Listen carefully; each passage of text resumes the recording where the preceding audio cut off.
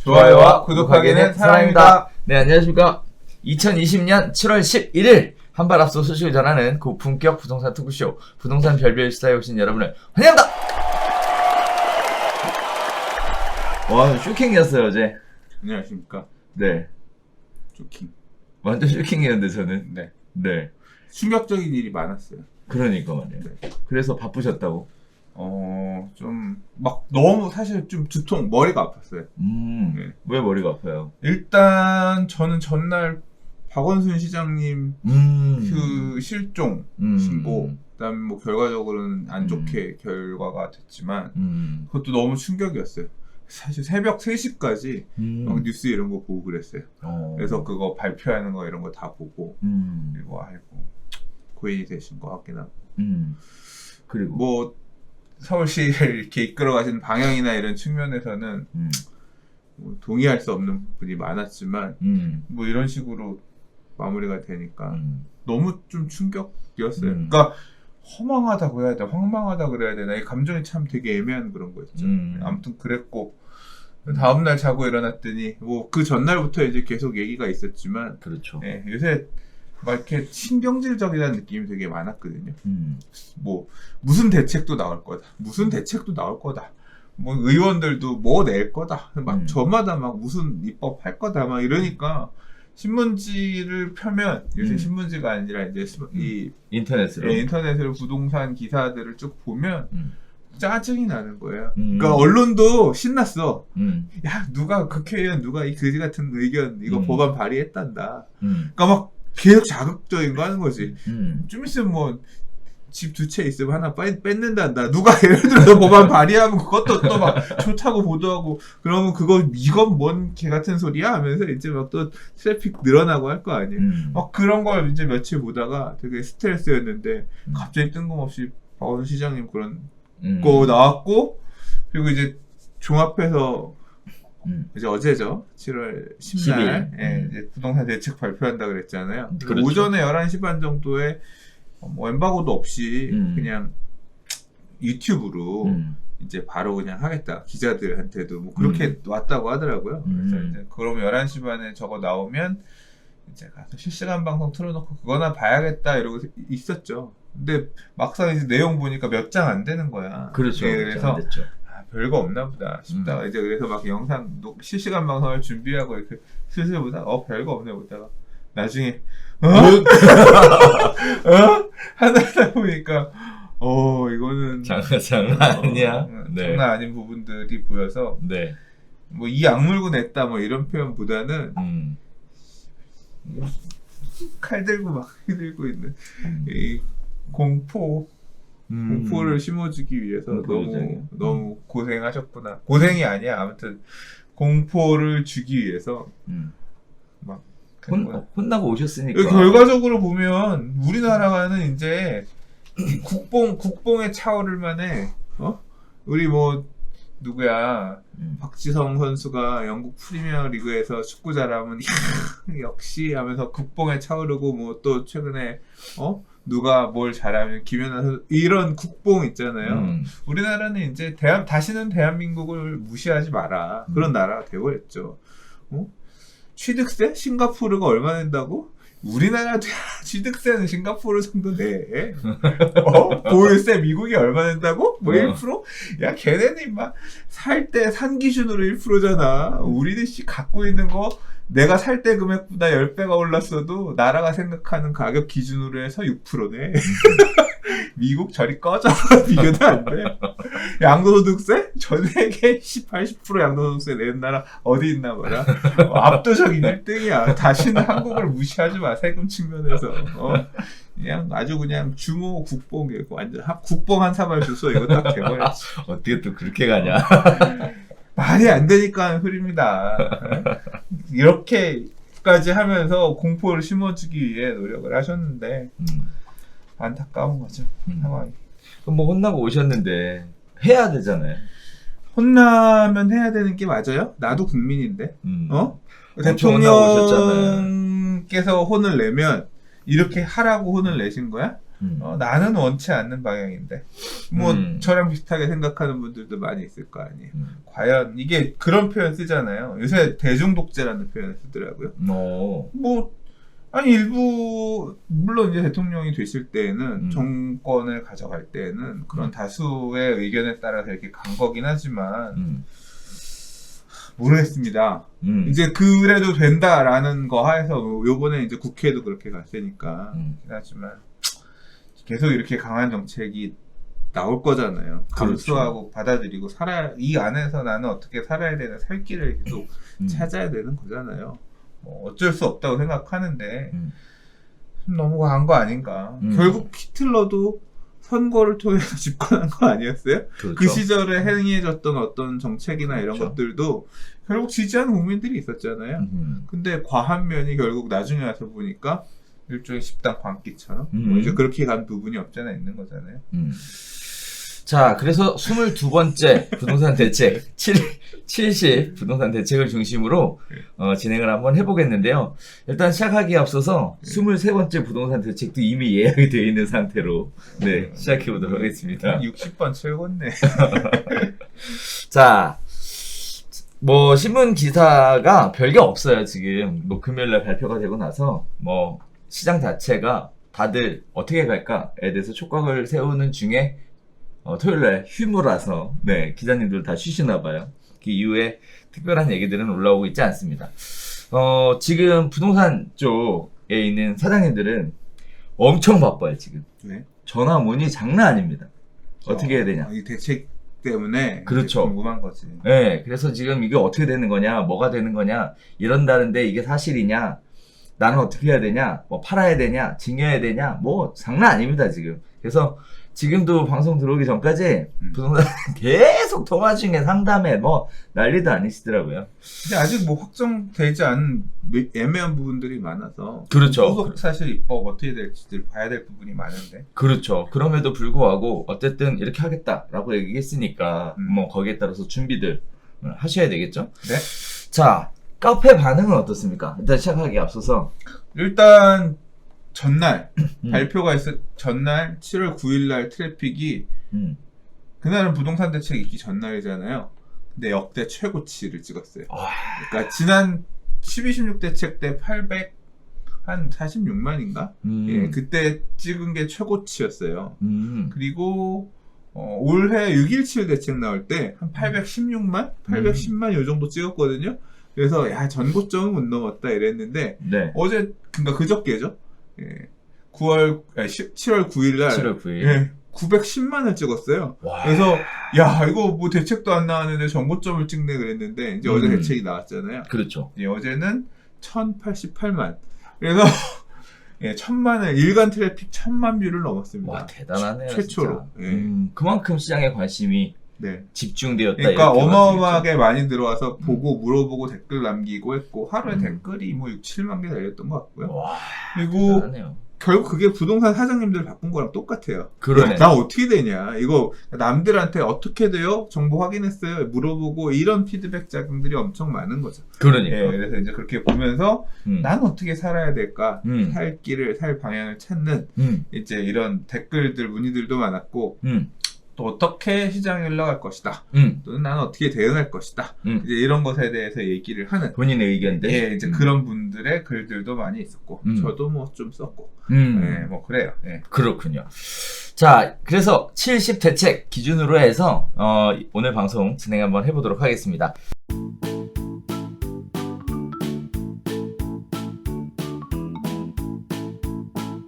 자, 대책 발표하면서 늘 언제나 그렇듯이 현 상황에 대한 점검부터 발표가 됐었는데요. 일단 내용은 간략하게 요약해드리면 그렇습니다. 경기하고 인천, 대전, 청주가 규제지역으로 지정을 하면서 상승세가 둔화가 됐다. 이게 첫 번째고요. 잠실, 청담, 삼성, 대치 토지거래 허가구역으로 지정하면서 관망세로 전환됐다. 자, 다음에 세 번째가 그럼에도 불구하고 서울 및 수도권 일부는 상승하고 있다. 그리고 매우 상승에 대한 기대감이 높다. 뭐 이렇게 정리를 하고 있습니다. 그 원인으로는요. 일단 주택거래량 증가, 주택시장 기대 심리지수 상승, 저금리 기조, 풍부한 유동성을 중심으로 해서 상승하고 있는 원인을 짚고 있고요. 주택시장 주택시장의 높은 기대 수익률이 문제다. 그래서 다주택자의 높은 거래 비중을 이야기를 했습니다. 30대 추격 매수 심리에 대한 것과 무주택자 소외감에 관련돼서 공급 시그널이 지속적으로 필요하다라는 얘기가 핵심 원인으로 자리를 잡았는데요. 거기에 따라서 일단 공급에 대한 이야기도 더불어서 하고 있습니다. 서민 실수요자의 부담은 경감시켜주겠다. 거기에 따라서 요건도 완화시켜주고 그 다음에 대출도 조금 더 풀어주고 그동안의 대출 규제 관련돼서 여러 가지 얘기들이 많았었죠.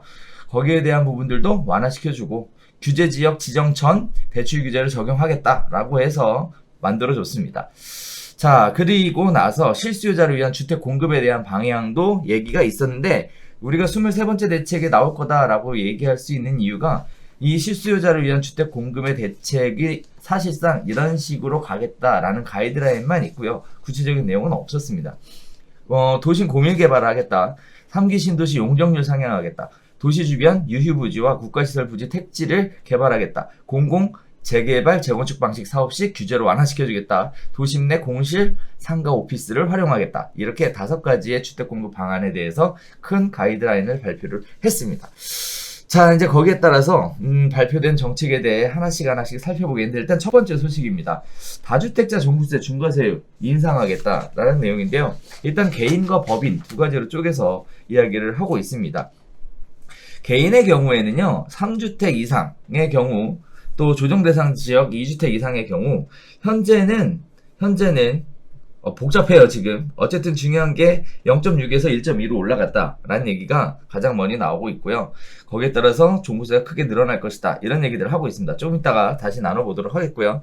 그 다음에 이제 충격적인 게 법인 같은 경우에는 중과 최고 세율인 6%의 단일 세율을 적용하겠다.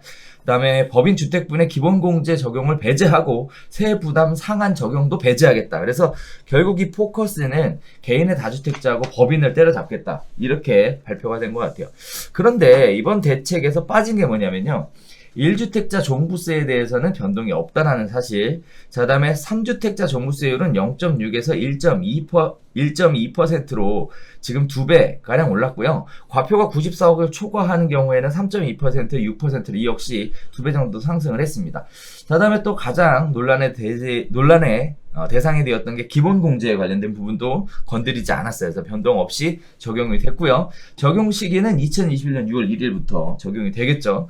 자, 거기에 따라서 시장에 미치는 영향에 대한 이야기들이 굉장히 많은데 많은 분들은 이렇게들 얘기를 많이 하시더라고요. 아직 적용이 되려면 1년 남았으니까 1년 동안 급하게 서두를 필요는 없겠다. 이런 얘기들 참 많이들 하시는데 종부세가 이렇게 올라간다는 얘기는 보유하고 있는 거에 대한 부담을 증가시킴으로 인해서 팔게끔 유도하겠다라는 전략 같은데요. 이러한 전략이 효과가 좀 있을까? 하는 얘기들은 모르겠어.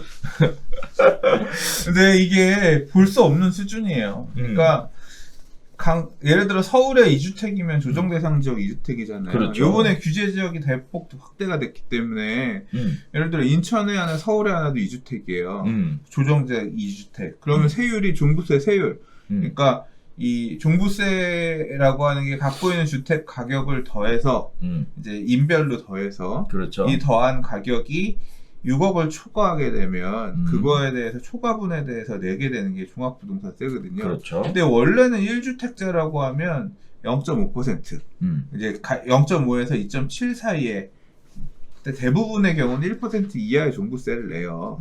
이제 그렇게 될 거였는데 내가 인천에 집 하나 더 갖고 있으면 딱 그거에 더블 정도 낸다고 보시면 돼요. 그러니까 1.2% 제 시작 구간이 1.2거든요. 예를 들어 과표 구간이 10억이잖아.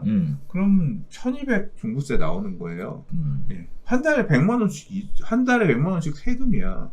근데 1.2가 제일 낮은 거예요. 그러니까요. 예, 실질적으로 많이 걸릴 부분 제가 보니까, 그러니까 예를 들어 서울에 2채 정도 들고 있는 종부세 대상자라고 하면 과표가 6억 공제를 받게 되면, 그러니까 내가 합쳐서 서울의 아파트 가격 2개를 더했는데 6억짜리 하나, 6억짜리 하나에서 12억이다. 그러면 12억이 가격이잖아요. 그러니까 시가는 더 되지. 그렇죠. 예를 들어 한 그렇죠, 8억 그렇죠. 정도 하는 집이 한 6억 정도 공식 가격이 잡혀 있는데, 그럼 12억이다. 거기다가 그러면 12억에서 6억 공제를 해주면 6억이 과세 표준이 돼요. 6억이 이제 과표가 되는 거예요. 그렇죠. 근데 요 6억에서 12억 사이에는 얼마가 적용되냐면 2.2%가 적용돼요. 이제 2주택이기 때문에. 그렇죠. 그러면 2.2%면 622, 622, 1220인가요? 아니, 1440인가? 그렇게 되잖아요. 네. 네. 네, 그럼 한 달에 100몇십씩이 종부세로 나가는 거예요. 2.2%면. 그러니까 대부분 2주택 정도로 해서 종부세 걸리는 분들도 세율이 2.2에서 3.6% 정도 걸리거든요. 이게 3.6이라고 생각해봐.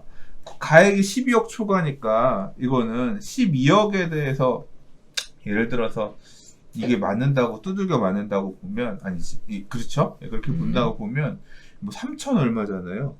예, 그러면 그거 한 달에 200 몇십씩 종부세 내야 되는데 이거 감당 가능해? 현금이 엄청 많은 사람들 같은 경우는 가능할 수 있는데 현금 가용이 현금 흐름이 좋지 않은 분들 같은 경우는 진짜 꽥소리 나는 수밖에 없어요.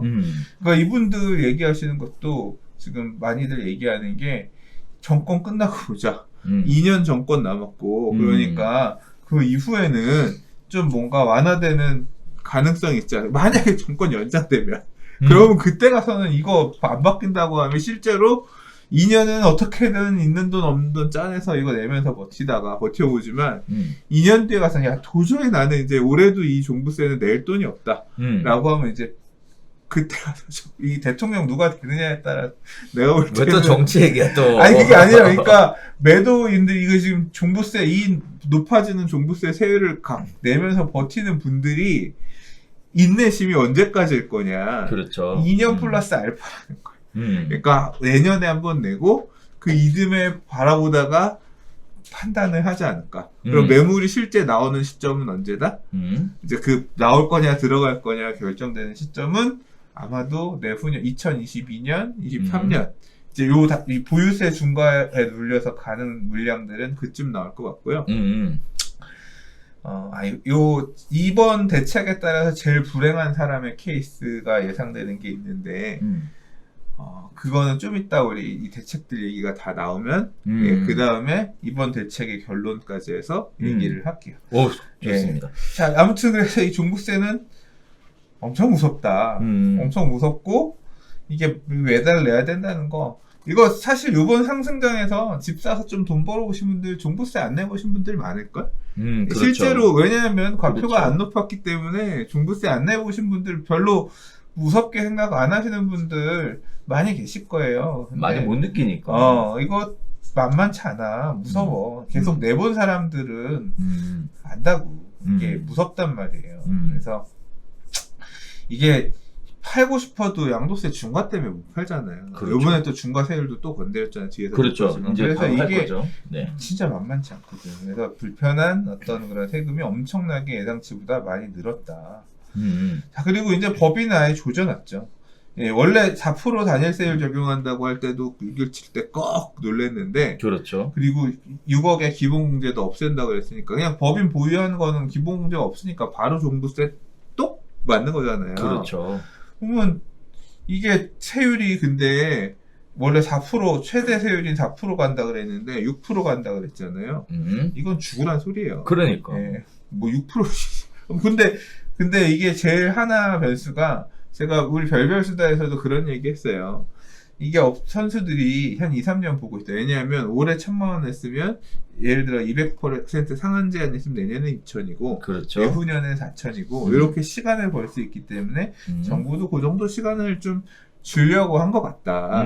이제 그때까지 팔아라 라고 얘기했다라고 봤는데 세부 삼상한 적용 배제한다고 없앤다 그랬잖아.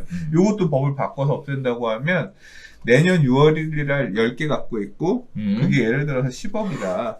그럼 너는 6천만 원 종부세 내. 10억이면 과표 5억짜리 아파트 2개 들고 있으면 10억이잖아.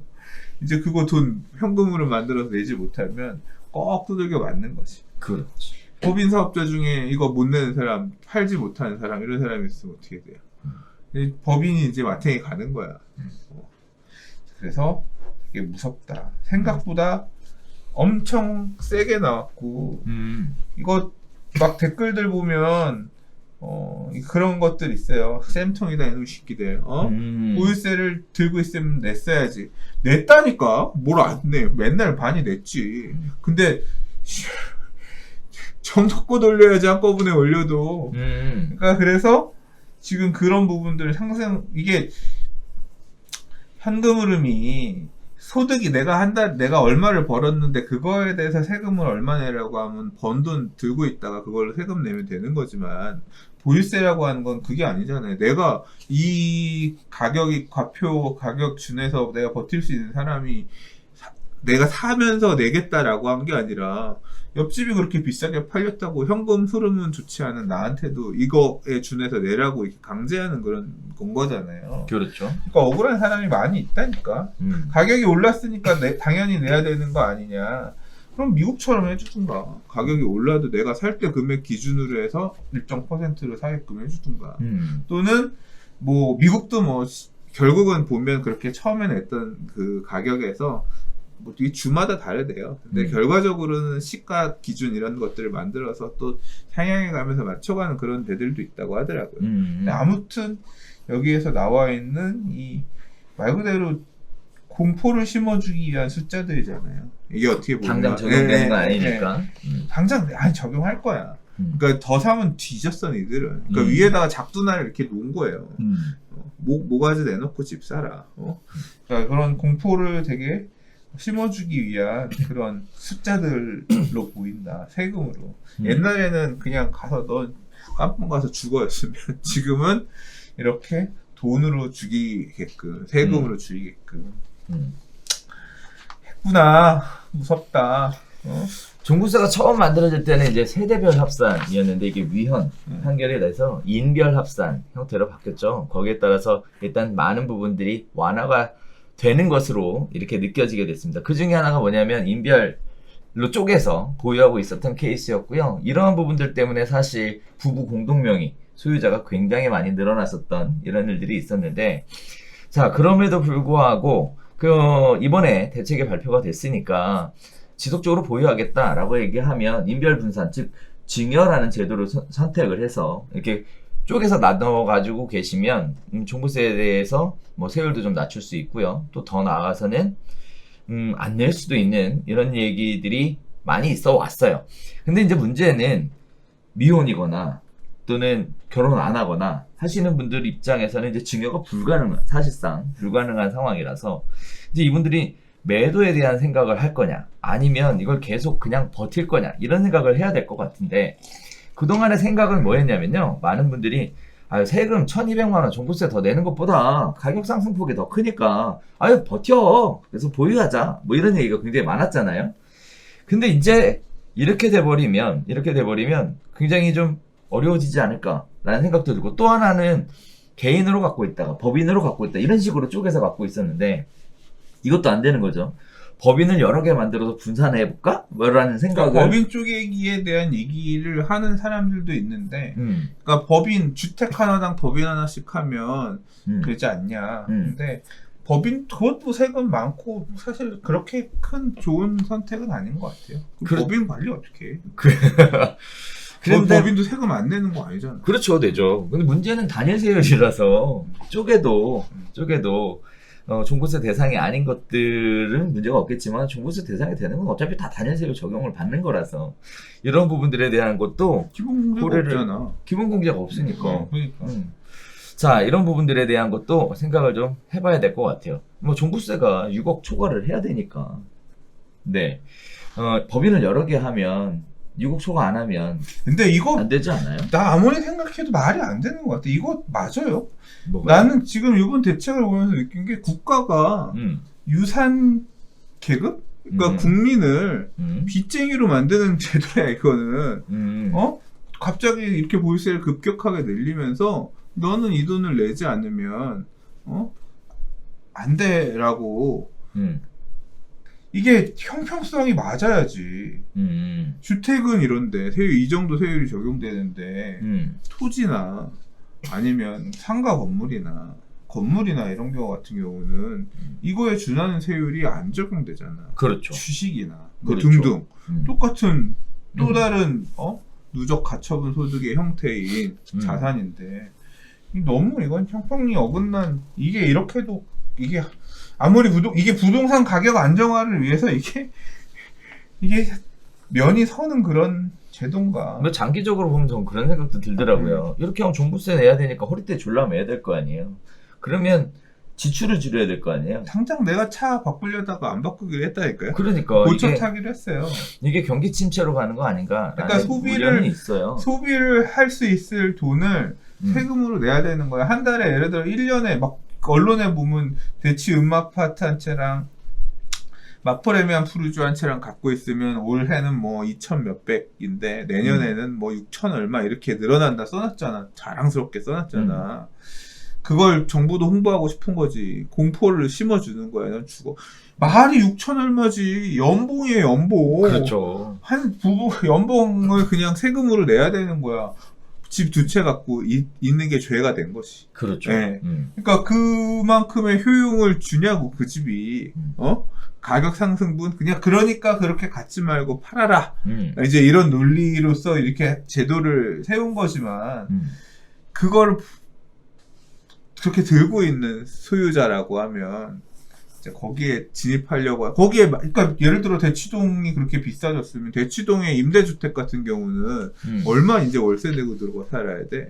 그 높은 대치동의 임대주택이라고 하는 거는 예를 들어서 1주택자의 물건이 아니라 다주택자의 물건이라고 하면 대치동의 다주택자 물건이면 보유세를 많이 내고 있을 거 아니에요, 그 사람. 그럼 그 사람 6천만 원 종부세 내가면서 그 집 들고 있는 거 아니야? 그럼 월세를 얼마를 내야 되는 거야? 그 사람도 뭐 아무튼 머리가 아픈 상황이다. 그러니까. 그래서 머리 아프니까 팔아라. 이제 왜 못 파는지는 다음 얘기. 팔아라 그 얘기 하고 있는 것 같아요. 자, 두 번째 이야기로 가겠습니다. 양도소득세. 이번에는요 단기 양도 차익 그리고 규제지역 중과세율 인상에 관련된 이야기가 나와 있는데요. 일단 첫 번째가 단기 양도 차익을 환수하겠다라는 얘기입니다. 2년 미만 단기 보유 주택 양도소득세율을 인상하겠다. 1년 미만인 경우에는 70%, 2년 미만인 경우에는 60%, 분양권의 경우에도 60%의 양도소득세율을 매기겠다 이런 얘기입니다. 자, 그 다음에 규제지역 다주택자 중과세율이요.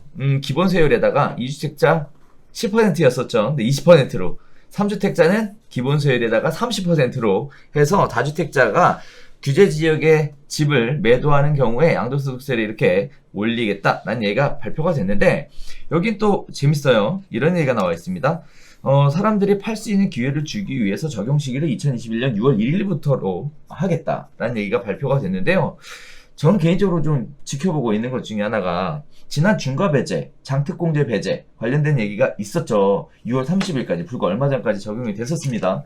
거기에 따라서 증여 또는 소유권 이전, 매도 이런 쪽으로 해서 사실 시장에 매물이 나오긴 나왔거든요. 근데 그거 다시는 안 하신다고 강하게 얘기하셨잖아요. 그리고 이 김현미 장관이 어제 7월 10일 날 네. 발표하면서도 다시 한번 얘기를 강하게 했어요. 저도 유튜브로 봤으니까 불로소득 용납 안 하겠다. 그러니까 먹었으면 토해낼 생각하고 팔아. 그러니까 너 지금 요번에 좋은 시절에 가격 많이 오를 때 싸게 사서 많이 먹었지 팔게 허락은 해주는데 요번에 봤잖아요. 80% 내놔, 70% 내놔. 토해내고 가져가. 그냥 다 내놓으란 소리예요. 이 상승분을 네가 먹을 생각하지 말고 토해내라. 그러니까 다 뺏어가겠다는 거죠. 그렇죠. 네. 지금 사면 앞으로도 그럴 거지만 이제까지 먹은 것도 토해내. 뭐 이런 포지션에서 얘기를 하는 거예요. 그러니까 그게 지금 현재 내년 6월 1일 전까지만 팔면 그래도 조금 숨통은 튀어 있는데 이게 내년 6월 1일이 넘어가 버리면 그때는 꽉 조이는 거잖아요. 뭘 튀어있어. 10% 차이인데. 50%가 엄청나게 크죠. 지금 70%야. 네. 예? 많이 먹은 사람들 45%에다가 5억 초과분에 대해 45%에다가 30% 더하면 72%. 이거에다가 지방소득세 10% 더하면 79.1%. 80% 맞나? 아무튼. 예. 지금 이제 20 추가니까 60%죠, 60%. 네. 그러니까 70% 정도 되는 거예요. 69.2% 정도 될 거예요. 거의 70% 정도 되는 건데. 뭐 아무튼 지금도 적지 않아서 물건들이 안 나오는데 이번에 이 고위공직자분들 뭐 얘기 많이 됐지만 지방 거 먼저 팔고 그 다음 거 서울 팔아야 서울 거 중과세 안 맞고 그냥 일반 세율로 세금 좀 적게 팔 수 있는 거 다 한번 세금 계산 해보셨으면 아실 거 아니에요. 그렇죠. 네. 세금이 적지 않다니까요. 한 흥분을 국가가 다 그냥 내놓고 가져가겠다라고 하는 게 어쨌거나 이번 양도세의 규제 강화에도 내용의 핵심이고 그 다음 분양권도 건드렸어요. 그리고 그러니까 이번에 이 조정 대상 지역 이상의 2주택 이상부터 양도소득세 세율을 10%씩 올렸고 두 채, 세 채 갖고 있는 사람들은 세금 왕창 내고 팔아야 된다 하나가 붙었고 조정 대상 지역도 엄청나게 확대를 했잖아요. 그렇죠. 그러니까 거의 다 서울 수도권 지역에는 거의 모든 지역이 세금을 두들겨 맞으면서 팔아야 돼. 팔려면. 그러니까 이 돈 내고는 못 팔겠다. 그냥 일단 상황 봐서 우리는 공시 가격도 별로 안 비싸고 종부세도 그렇게까지 막 많이 내는 어차피 가격이 싸니까 그런 구간에 있으니까 좀 있어 볼래 이런 식으로 지금 당장은 사람들이 나올 거예요. 근데 이제 그게 하나가 있고요. 그다음에 또 뭘 건드렸냐면 분양권도 건드렸어요. 예. 그래서 분양권을 어떻게 건드렸냐면 원래는 조정 대상 지역의 분양권 세율이 단일 세율로 50%였거든요. 조정 대상 지역 같은 경우에. 네. 그리고 이제 아닌 지역 같은 경우도는 이제 기본세 이랬는데 요게 70, 60으로 바뀌어요. 그래서 그냥 분양권은 세율이 무조건 60%가 되는 거예요. 66%가 되는 거예요. 분양권 팔아서 차익 남으면 66% 세금 내야 돼. 그렇죠. 그리고 또 뭐가 생겼냐면 요 단기 매매 짤짤이들 하잖아요.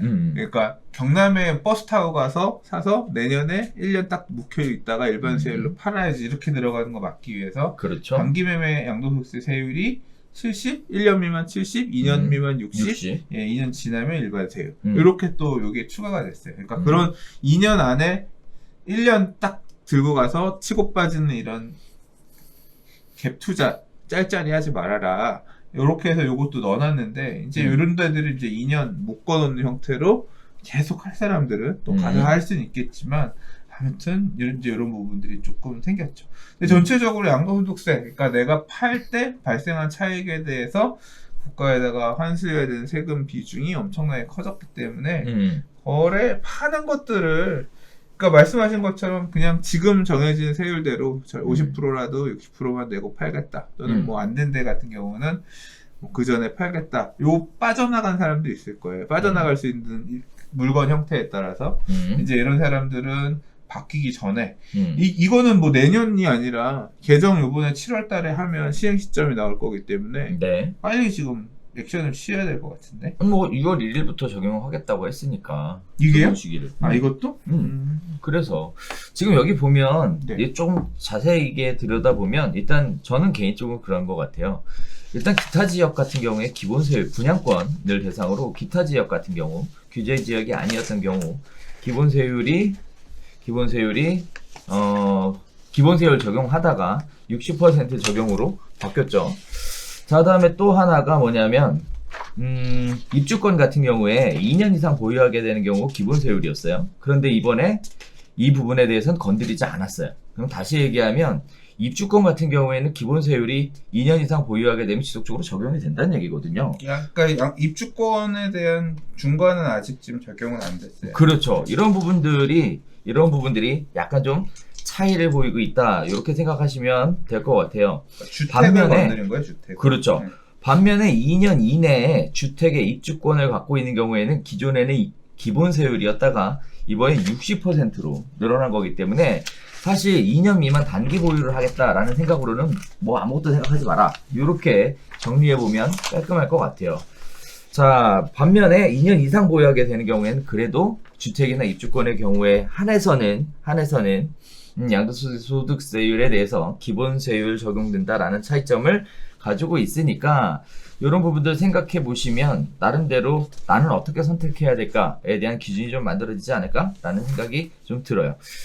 자, 다주택자 매물을 유도를 하겠다라는 대책으로 이렇게 만들어 왔는데 사실 생각해 보면 다주택자들이 그동안 팔고 싶어도 세금이 너무 많이 나오면 세금 때문에 다 뺏어가니까 팔고 싶어도 못 팔고 붙들고 있었던 게 있었잖아요. 지금도 많이 나와서 못 파는데 앞으로는 더 많이 나온다고 하니까 그러면 그런 거죠. 수장님 지난번에 얘기했듯이 그 찬바람 후 불면 네 옷을 더 껴입어야 되는가. 아니면 벗어 던져야 되는가? 음. 네, 이런 식의 얘기가 나오지 않을까 싶은데요. 시장에 미치는 영향으로 보면 세금으로 전부 다 네, 가져가겠다라는 얘기인 것 같고, 한편으로는 이 내용만 갖고 보면 분양권은 이제 앞으로는 투자 대상이 아니다. 네, 이렇게 얘기할 수 있을 것 분양권 같아요. 어차피 살 수 있는 데도 얼마 없잖아. 그렇죠. 네. 네. 어차피 지금 그러니까 결국에 분양 받은 사람들이 털고 나올 수 있냐 없냐인데 털고 나올 때도 세금이 이렇게 많다. 그런 얘기죠. 다운 계약서 쓰면 돼요. 이런 분들 계실지 모르겠는데. 아, 그거 그거 안 돼, 안 돼. 불법 하겠다는 분들이 자기 할 수 있다고 하는 얘기니까 그거는 뭐 그런가 보다 모르겠어요. 자, 세 번째 이야기입니다. 세 번째는 이번에 취득세 관련돼서 건드렸는데 저는 개인적으로 이게 제일 무서웠어요. 네. 취득세 내용 한번 볼까요? 취득세가 개인의 경우 2주택의 경우에는 8%, 3주택 이상의 경우에는 12%. 여기 이제 빠진 게 일시적 2주택에 대한 규정은 지금 현재 발표된 내용이 없습니다. 자, 법인의 경우에는요, 이거 거의 뭐 쇼킹입니다. 취득세율 12%. 그냥 바로 빡 때려서 적용하겠다라는 얘기입니다. 뿐만 아니라 개인이 법인으로 전환시키면서 현물 출자에 따라서 취득세 감면 75% 해줬던 것을 없애버리겠다라고 얘기했어요. 자, 그래 내용을 살펴보면 그렇습니다. 1주택자는 영향이 없어요. 그죠? 이번에 빠졌어요. 취득세 관련돼서. 그러니까 집 없는 사람이 집 사는 거에 대해서는 중과하지 않겠다. 근데 또 생애 최초 주택 관련된 부분에 있어서 취득세 오히려 감면해주겠다. 없애주겠다. 이런 얘기가 상대적으로 나오고 있습니다. 자, 두 번째가 다주택자의 취득세를 계산을 해보면요. 이게 어느 정도 무서운 건가? 좀 보여질 것 같은데요. 1주택이었다가 주택을 하나 더 사면요. 10억 아파트 취득세가 3천만 원이었어요. 근데 이제 8천만 원으로 늘어나는 거죠. 자, 그 다음에 2주택자가 1주택을 하나 더 사면 3주택이 되는 겁니다. 거기에 따라서 10억 아파트를 추가로 취득하게 되면 3천만 원 취득세 내다가 1억 2천만 원 내래요. 오, 그럼 11억 2천만 원이 취득가액이 되는 거죠. 사실상의 취득가액. 자, 시장에 미치는 영향이 굉장히 클 것 같은데요. 엄청 많아. 무서워서 사겠어요, 이거? 그러니까 사실 유주택자가 더 사는 것은 네. 이제 주저할 수밖에 없죠. 이 세금 내고 그 이상 훨씬 플러스 알파를 강하게 이거 충분히 내는 8% 또는 12%의 취득세를 내고도 먹을 게 더 많이 있다. 더 오를 거다. 이제 감안하고서들 사야 되는 건데. 그러니까. 근데 또 팔 때는 양도세도 아까 이제 양도세도 지금 엄청나게 올라가죠. 네, 올라가고 내년 이제 2021년 6월 1일 이후에 단기 매매에 대한 중과도 이렇게 붙고 그 다음에 뭐 이제 아끼는 추가되는 세율도 있기 때문에 빡빡하게 지금 가야 되는 상황이죠. 그러니까 살 때도 세금 더 내야 되고 남아도 팔 때 내야 되는 세금 많고 그러니까 그냥 사지 말라고 이 새끼야 거의 그런 느낌으로 해놓은 그런 거죠. 그러니까. 예. 근데 이게 저는 인별인가 싶었거든요. 네. 그러니까 이게 예를 들어 지금 내가 내 이름으로 집이 하나 있어. 그러면 아내 이름은 집이 없잖아. 그러면 이게 개인이라 그랬으니까 개인 2주택은 8%? 그럼 내 이름으로는 더 사지 말고 집사람 이름으로 사면 그거는 이제 적당히 되겠거니.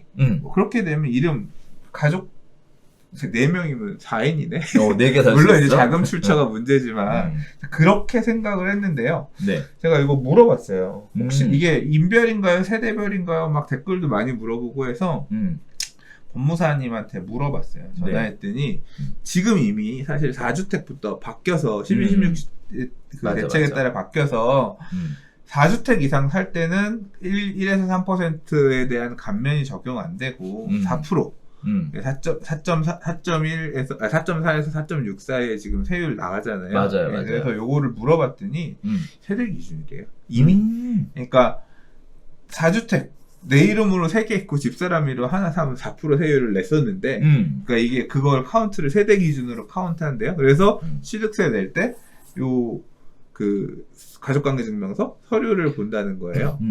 그래서 요거는 2주택도 그냥 세대 기준이다. 예. 집에 주택이 있는 사람이 있는데 하나 더 사면 8% 내야 되는 거예요. 그럼 어떻게 또 세대 분리? 이혼하고 뭐 진짜 이거 더 살려고 그 짓을 해야 돼. 그러니까 말이야. 그러니까 아무튼 그래서 요게 유주택자가 집을 더 사는 거는 이게 기존에 짤짤이 하러 가는 사람들 양도소득세 단기 매매 중과로 막혀 살 때도 취득세 8% 내야 돼. 그러니까 만만치 않다. 그죠. 네. 그것도 또 법인으로 살 거 미리 대비해갖고 법인은 그냥 12%빡 때려버렸어요. 법인 아예 그냥 네. 이 놈의 새끼들 이렇게 딱 아예 그냥 이번에 그동안 계속 법인으로 만들어서 1인 법인 해서 계속 일이 아니지. 집을 하나 가진 여러 개의 법인. 뭐, 네. 난 10법인 갖고 있어. 물론 그런 사람 보지는 못했습니다만 네. 할 수도 있긴 있었겠죠. 그런 부분들 때문에 이제 지방에 그렇게 버스 타고 다니면서 법인 명의로 그렇게들 많이 사셨더라고요, 사실. 그래서 저도 이제 지방 강의 다니다 보면 네, 회원분들이 얘기하시는 게 서울에 똑똑한 투자자들이 법인으로 다 들고 내려와서 네, 법인 이름으로 그렇게 쓸어 담아 갔다 이런 얘기들 그분들 이제 머리 아프겠는데? 계속 하셨는데 어우 뭐 지금까지는 어쨌든 쓸어 담겨 있는 거니까 이제 팔 때 생각해야 되겠지만 어쨌든 지금 이제 추가로는 안 될 것 같아요, 그죠? 그러니까 추가로 더 사진 않아도 지금 들고 있는 거 처분을 해야 되는데 그것도 문제지. 엑시트 방법이 어떻게 있을래? 그냥 놓고 지금 팔면 되나? 응? 팔면 되나? 언니 6월 1일 이전에 내년 6월 1일 네. 전에 네, 내년 6월 1일 이전에 팔으라는 얘기죠. 강하게 지금 시그널을 밀어놓고 그 있는 물량들 지방에는 그럼 물량들 좀 나오겠네. 거죠. 서울 거는 잘 안 팔 거 아니야? 근데 그게 문제인 것 같아. 저도 이거 보면서 이렇게 되면 또 지방의 것들은 정리하고 다시 거기서 회수된 자금으로 또 딴 생각하지 않을까라는 우려를 살짝 좀 했고요. 저도 이제 상담을 받으면서 그러게 뭐 어떻게 해야 돼? 뭐 이렇게 대충 상담을 했는데 이렇게 되면은 일단 양도차익이 별로 안 나오는 것부터 또 정리해야 되잖아요. 세금이 많이 나오니까 그 빨리빨리 정리를 해야 되고 또 종부세 또 올라간다고 하고 네 하니까 뭐 양도차익이 별로 안 나오는 거라고 하면 아무래도 서울 거보단 지방 거일 가능성이 높아서 지방 것도 정리하고 그러니까 완전히 제가 생각할 때는 이번 대책에 따라서 찐돌 진짜 똘똘한 요새 찐이야 이런 표현 쓴다면서요. 진짜 이제까지 양극화는 또 차원이 다른 그런 찐돌의 시대가 될 것 같아. 그러니까 이런 좀 왜냐하면 어중뛴 거 2주택 하나만 하더라도 조정 대상 지역 이상 2주택이면 세율이 따블이잖아. 그렇죠. 예, 그러니까 야 그거 들고 있어서 저거 하느니 그냥 어쭙지 않은 애들은 덜 먹었으면 손해를 보고라도 털어서 뭐 많이 못 먹었으면 그거 더 먹으려고 기다리지 말고 털 거 털고 그냥 하나만 똘똘하게 대신 뭉쳐가지고 똘똘한 지역에 하나만 잘 들고 왜냐하면 하나만 들고 있으면 보유세가 버틸만한 그때 예, 그런 형태로 이제 좀 그리고 이 종부세라고 하는 게 인별과세이기 때문에 인별로는 가질 수 있잖아요. 그렇죠. 물론 지금은 취득세가 너무 높아져 버려도 세대별 8%면 더 사는 건 좀 부담스럽겠지만 예, 그러나 이제 좀 가능하다면 아내 하나 남편 하나 이런 식으로 해서 들고 있는 자산을 핵심 자산으로 이렇게 뭉쳐서 갖는 형태가 그렇게 가고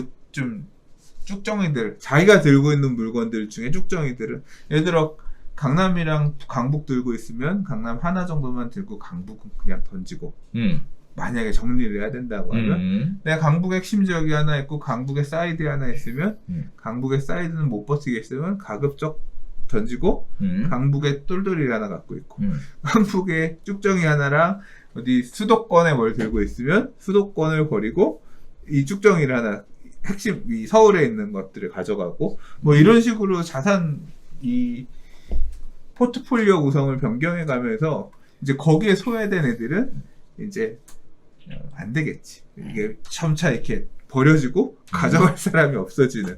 애초에 그 동네는 원래 수요가 없어서 잘 집 살려고 하지 않았던 이런 지역의 애매한 물건들 같은 경우는 받아주는 사람이 없으면 그렇죠. 이제 막 가는 상황이 나오겠죠. 그러니까. 이게 또 예상이 되는 것 중에 하나 뭐냐면 수익형 부동산들 중에서 주택으로 되는 거 있잖아요. 이거 어떻게 할 거야? 도시형 생활주택? 예를 들자면 도시형 생활주택이나 그렇잖아요? 네. 이거 어떻게 커버해? 분양을 내가 이제 빌라를 줬어. 지금 자율주택 정비 사업해서 빌라 짓잖아요. 그렇죠. 네. 소규모 주택 정비 사업 한다고 자율주택 정비 사업 하라고 하는 게 결국 빌라 짓는 거잖아. 줬어. 분양을 해야 돼. 이 집 잘 졌습니다. 받으세요. 했더니 요새 무주택이 중요한 거 뭐세요? 지금 청약 당첨만 되면 피가 10억이고 8억이고 5억인데 이거 빌라 가져서 뭐 하냐고. 무주택을 계속 유지하려고 하잖아요. 제가 요 집 살고는 싶어요. 무주택 유지해야 되니까 전세를 주세요. 근데 사업 시행자도 머리 아프지.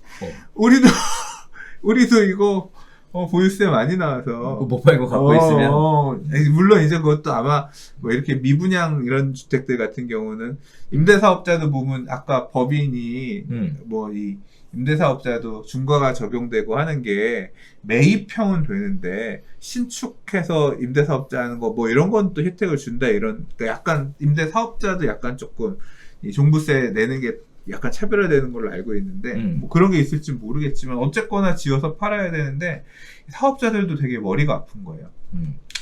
주택을 사서 부수고 새로 주택을 줘야 되잖아. 그렇죠. 근데 이미 하나 있잖아. 보통은 사업자들이 한 사업장만 하는 게 아니라 여러 개 이거 그렇죠. 끝나면 다음 거 해야 되는데 이거 다 못 판 상태에서 해야 되잖아.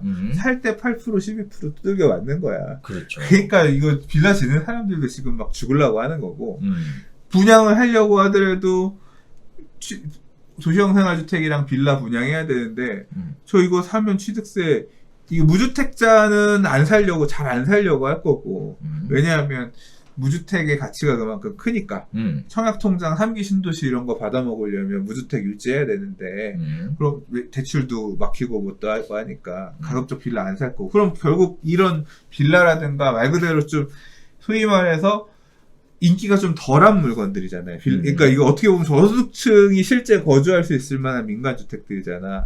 새빌라 이런 것들을 지으면 분양을 받아줄 수 있는 사람은 어떻게 보면 유주택자들인데 그러니까 임대 목적으로 이 동네 뭐 재개발 할 수도 있고 또는 뭐 임대 목적으로 이렇게 받아줘야 되는데 취득세가 8% 12%야. 그럼 이거 사야 안 사요? 못 사죠. 이거 야 부담스러워. 너무 비싸. 그럼 뭐라 그러겠어? 8% 취득세 저희가 내드릴게요. 아마 그럴 거야. 취득세 지원 막 이렇게 하면서 이제 막 현수막 붙여서 팔겠지. 이제 그렇게 몇 번 하다가 야 요번에 빌라 지어서 망했어. 이거 별로 나 못 남았어. 그렇게 사면 되겠구나. 매도할 때 매도인한테 세입자 명도하고 건물 철거해서 토지로 넘겨주시는 조건으로 제가 살게요. 그럼요. 낙인지 상태에서 이런 조건으로 또 이제 거래를 하긴 하겠다. 매수는 할 수 있어. 매수는 그런 식으로. 근데 그렇게. 팔 때는 이제 이런 어쨌든 옵션. 사는 사람이. 그리고 이제 오피스텔 이런 경우는가 오히려 수혜를 입지. 왜냐하면 이제까지 오피스텔이 인기가 없었던 이유는 오피스텔은 취득세가 4.6이잖아요. 4%에다가 교육세, 농특세 물론 4.6. 실제로 거의 한 5% 세율을 냈단 말이에요. 그렇죠. 이거저거 채권 할인하고 뭐 하고 하면. 근데 그래서 야 2억짜리 오피스텔을 사면 취득세가 1,000만 원이야. 250 1,000만 원이야. 근데 주택을 사면 기껏 해봐야 300이거든. 그래서 야 주택이 훨씬 거래 비용이 적고 왜 오피스텔은 항상 인기가 없었어요. 취득세가 비싸서. 근데 그렇죠. 이제 바뀐 세상이 됐어. 2주택부터는 취득세가 8% 12%니까 이게 8%에다 부가세가 또 붙잖아. 그렇죠. 그러니까 8, 9%만 이렇게 더 그럴 거 아니야. 그러면 오피스텔 세율이 싸네. 주택 세율의 절반이야. 싸. 3분의 1에서 절반 순위를 주는 거야. 그러니까 상대적으로 야 살 거면 이런 거 사라. 이제 따져보면 재개발 같은 경우는 토지만으로 분양자격 나올 수 있는 물건도 있고 그 다음에 뭐 상가도 물건에 따라서는 주택 분양 받을 수 있는 그렇죠, 거 있고 그렇죠, 이제 그렇죠. 그런 틈새 물건들 있잖아요. 세율이 이제까지 불이익 받았던 거 얘가 주택이 아니면 나중에 아파트 입주권이 될 수 있는 이게 되면서 오히려 또 반사이익을 누리는 상상도 하지 못했던 기가 막히고 코가 막힌 상황이 이제 생길 수도 있겠다. 이제 이런 부분들도 좀 보여요. 전 개인적으로는 이런 생각이 좀 들었어요. 예상해 볼 수 있는 여러 가지 결과들이 있겠지만 한편으로 보면 자 예를 들면요 우리 지방에 저렇게까지 가격이 올라갈 이유가 있었을까? 라고 좀 생각되는 지역들이 좀 있었었죠. 네. 자, 이런 지역들 같은 경우에 양도 차익이 있더라도 서울에 있는 지역보다는 양도 차익이 적을 거니까 매도 쪽으로 생각하지 않을까라는 생각이 좀 들더라고요. 만약에 이렇게 돼버리면 시그널이 정부가 유도한 대로 가버리면 지방이 매도 물건이 넘쳐나게 되면 가격이 이제 하방 압력을 받을 수밖에 없는 상황이고 그러면 기존에는 대마가 뜨니까 키 맞추기 형태로 해서 지방이 따라 올라가는 형태였는데 일단은 대마는 못 가게 빡 막아놨죠. 토지 거래허가고요. 그로 해서 막아놓고 그럼 이제 지방이 쭉 밑으로 내려가면 얘도 좀 내려가는 걸 기대하는 거 아닐까? 사실 지방 시장은 나는 별로 관심도 없고 잘 모르겠어서 지방에 짤짤이라고 하는 사람들은 사실 저는 이해를 못하는 편이었는데 왜냐하면 결국 짤짤이도 맨 마지막에 와서 그 동네 실수요자들이 받아줘야 되거든요. 전세 가격으로 그렇죠. 받아주든 해야 되는데 맞아요. 그런 부분을 잘 자신할 수가 없으니까 제가 이제 그랬던 건데 음. 이제 지방에 산업이 살고 실수요자들이 와서 전세로 가격을 받쳐주고 올라오든 매매로 쫓아와서 매수를 해주든 그런 게 있는 지역들 같은 경우는 살아남을 것이고요. 그런 게 없는 지역이라고 하면 이런 가수요를 일시적으로 호가는 끌어올릴 수 있을지 몰라도 이제 그게 빠지고 나면 특히 이제 그 호가를 끌어올려주던 가수요들도 팔아야 될 수밖에 없는 상황이 생기면 하방 압력을 받을 수밖에 없죠. 뭐 손해보고 팔아야 되는 상황이 생길 수도 있겠죠. 근데 뭐 원래 투자 그런 거 아니에요? 막차 타신 분들 특히 네 이런 분들은 어우 진짜 부담스러우시겠어요. 또 한편으로 생각해보면 주제 토지거래 허가고요 관련돼서 완전 심하다고 그 얘기 들으셨어요? 허가가 안 나온다는데? 허가 안 나와요. 허가 그냥 들은 얘기 중에서는 네. 꼭 이거 입주하셔야겠어요. 저 직원이 아 그래요? 이거 꼭 여기 이거 들어가 사셔야 돼요. 허가 내주기 싫은 거야. 그렇죠. 꼭 사셔야 돼. 그래서 이게 뭔 개소리야. 그래서 허가를 그래도 살아야 되겠다고 얘기했더니 이 얘기 하더라고요. 가족들 통장 다 갖고 오래요. 야 진짜 위는 위에대로 틀어 막아놓고 밑에는 지금 완전 뭐 거의 뭐 이렇게 막 이렇게 난도질을 하고 있는 상황인 것 같은데 어찌됐든 제일 중요하게 이번 대책에서 영향을 미치는 게 저는 취득세 부분이 아니었을까? 취득세가 해요. 이제 싱가포르 당장 영향을 미치는 거니까 이거는. 그래서 요번에 이제 대책 나온 것 중에 그래서 결론적으로 보면 진짜 찐또래 시대로 하나 갈 것 같고요. 그리고 진짜 불쌍한 사람이 나올 거예요. 제일 불쌍한 사람. 뭐 제가 이제 이번 상승장에서 지난 장에도 그랬단 말이에요. 장이 가면 갈수록 뭐가 힘들어지냐면 장의 후반부로 갈수록 현금이 진짜 절실해져요.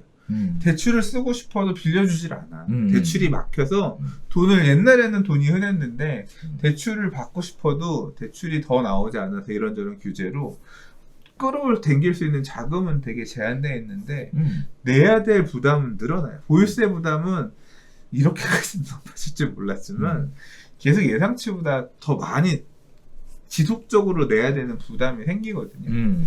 근데 그 상황에서 팔아서 내면 되지라고 생각하겠지만 팔아도 다 뺏어가는 거야.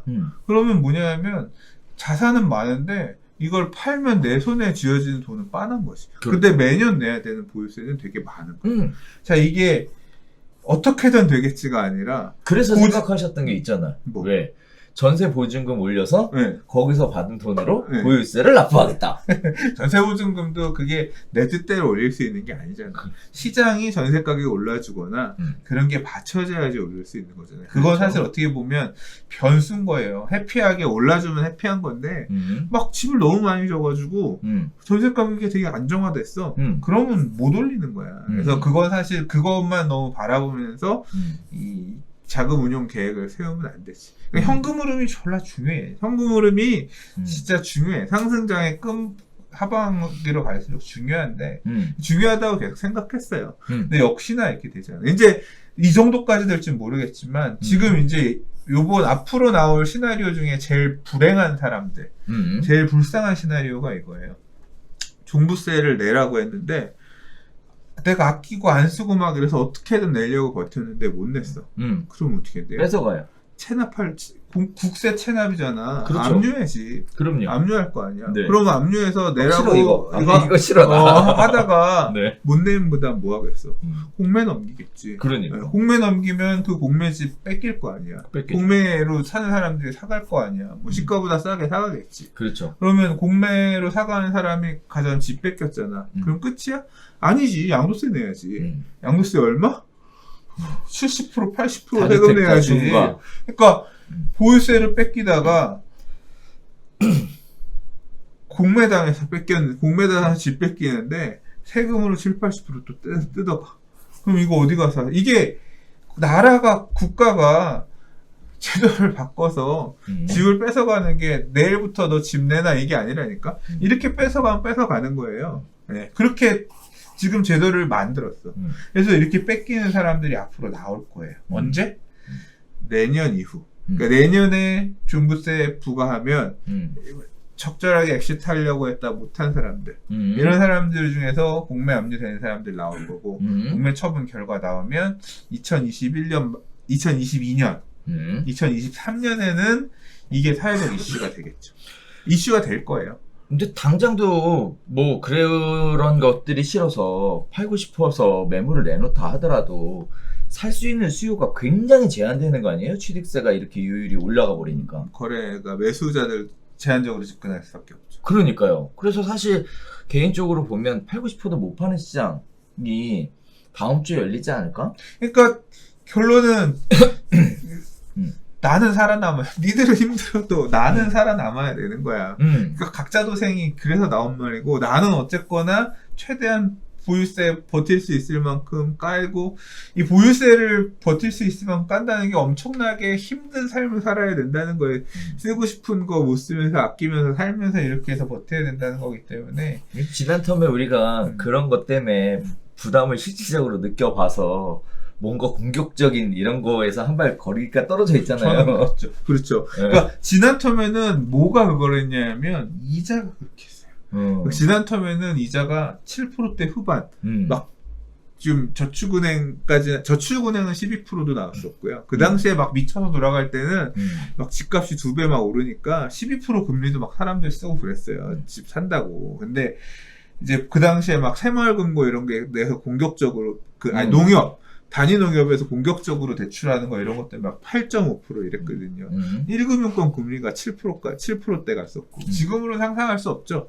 그러니까 그 이자를 내면 사람들이 내는데, 이제는 그 이자에 준하는 금액 이상을 나라가 세금으로 그래서 돈 받아간 놈의 주체만 바뀌었을 뿐이지, 이 상승장 후반에서는 비슷한 지불해야 되는 이런 게 나타나는 거죠. 더 올라가지 못하면 이제 만세 부르는 그런 국면으로 이제 마지막 장으로 이제 넘어가고 있는 것 같아요. 그래서 저는 개인적으로는 그 당시에 버티다가 사업도 잘못돼가지고 어쩔 수 없이 소장님 얘기하는 막 그러다 잡는 거 싫어한다니까 그래서 그거 다 경험이야? 경험이야? 그래서 그런 부분들이 있어 왔는데 뭐 희망을 드리려고 하는 건 아니지만 어찌됐든 가격이 빠질 때는 올라갈 때보다는 천천히 빠지고, 또 올라갔던 것보다 더 밑으로 빠지는 경우는 거의 없어서, 네. 어떻게 보면 누가 또 현금 많이 가지고 잘 버티느냐. 그렇지. 앞으로 네. 그래서 다들 존버라는 표현 쓰잖아요. 존나게 버틴다. 맞았어. 그거 엄청 써서 그때. 네. 존나게 버틴다. 네. 이 존버는 아무나 할 수 있지 않아요. 누가 할 수 있다? 돈이 있는 사람이 할 수 있다. 지금 앞으로의 존나게 버틴다는 돈 있는 사람만 할 수 있어요. 그래서 이 자금 흐름이 되게 중요하고, 버티기 위한 자금들을 어떻게 하면 나는 잘 준비할 수 있을까? 그리고 어떻게 마련을 할까? 어떻게 처분을 할 거면 지금 더 되기 전에, 그러니까 이거는 타이밍 재는 걸 잘 하셔야 될 것 같아요. 그러니까 뭐 계속 오를 수도 있겠지. 오를 수도 있지만 이 규제가 이렇게 쉽게 바뀌진 않을 거거든요. 아니, 정권이 바뀌면 바뀔까? 저는 그것도 그렇게 쉽지 않을 거라고 생각해요. 오르려면 8% 이상이 확실하게 올라간다는 보장이 딱 생겨야 되는 거 아니에요, 지금. 8% 오르고 매년 몇 프로? 그거에 대한 보유세 부분까지도 더해서 그 이상이 오르면 똔똔 되는 거야. 그러니까. 네, 그래서 사실은 매력이 좀 떨어지는 구간이지. 그러니까. 그리고 저 개인적으로 해서 취득세 이번에 저희 쭉 보다가 이거 딱 나오고 나서 뜨악 했어요. 그냥 뭐 얘기하고 자시고 할 것도 없이 오우 야 나 같으면 이거 살까? 딱 이 생각이 벌써 저한테 질문을 하게 되더라고요.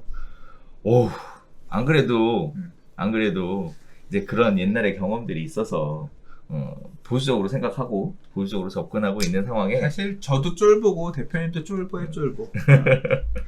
그런 상황에 어우 진짜 아찔아찔하더라고요. 그래서 아무튼 취득세 관련된 이야기 쭉 나눠봤는데 법인으로 취득하고 잔금 안 친 사람 어떻게 될까요? 잔금 안 치면 계약금 떼이는 거죠. 아니 잔금을 칠 때는 그럼 취득세를 어떻게 낼까요? 법인 취득세? 법인 취득세도 준 거 아니에요?